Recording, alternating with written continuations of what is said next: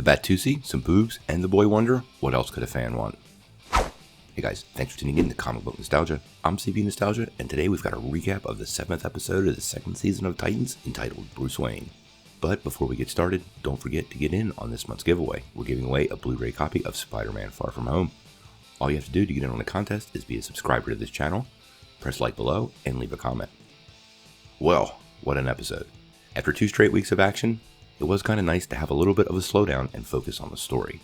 Let's just start with what I really like the most, because there's several aspects of this week's episode that we need to talk about and are really important. The least being my favorite part, Iain Glen. Iain Glen's Bruce Wayne was spectacular. I mean, what else could anybody want?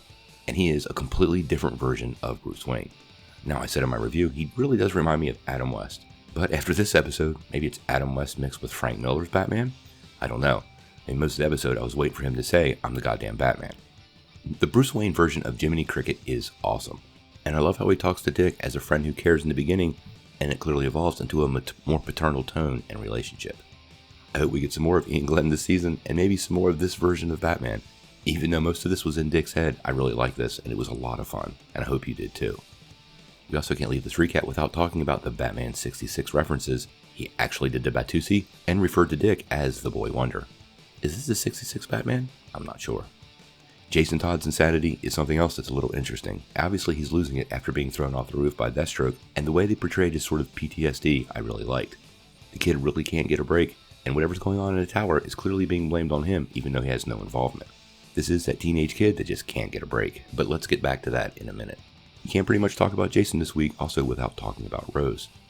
Now, it appears that Rose is the mole, but boy, that would be awfully obvious, wouldn't it? And the scene with her dancing with Jason was pretty cool, although a little forced. I did love how she reacted to the record, and clearly she knows a lot more about what's going on than she's letting the rest of the team know.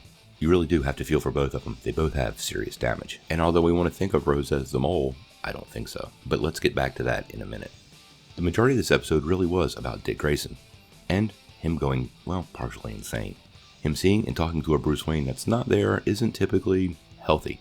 But I did love the conscious effect that this story had, and that we finally kind of know what really happened. Now obviously Dick didn't murder Jericho, but he did, as he said, killed him. I suspect next week we'll find out some of Dick's direct planning caused Jericho to die, although not by Dick's hand himself. This is what brings on the ire of Deathstroke. This was even mentioned in this episode about how awful he was for doing that, so we'll have to wait and see. Now one of the main parts of the story that leads us to the conclusion of this episode is the mole/troll that's living in the tower. Now throughout this episode, see the bourbon with Hank's clothes, the picture for Dawn, the orange soda for Donna, and eventually the crucifixes for Rachel, and all these people believe that it was Jason.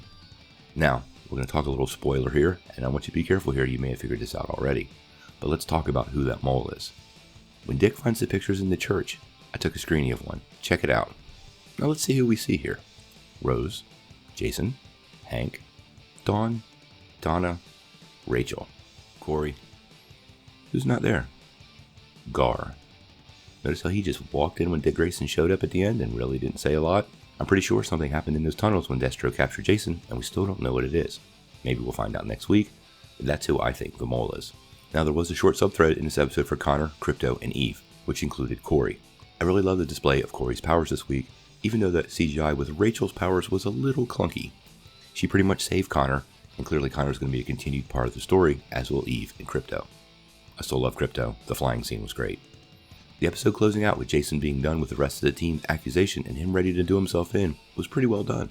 Dick finally admitting his secret and sharing it with Jason hopefully will be the catalyst for Jason to realize that he is not the poison in the group. Bruce Wayne encouraging him to tell the truth was so 1966 Batman, it was perfect. Although I found the way the ghost sort of disappeared a little cheesy.